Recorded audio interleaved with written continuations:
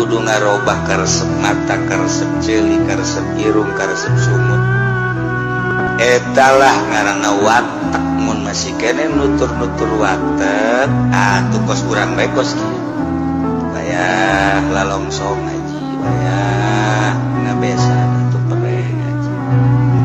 Kitu bae terus. Bayah teu boga duit ngaji, bayah boga duit ka puncak. Atuh kitu bae terus. Nutur-nutur watak urang teu pernah diperangan ku urang watak. Nah ieu urang mah leutik jasa.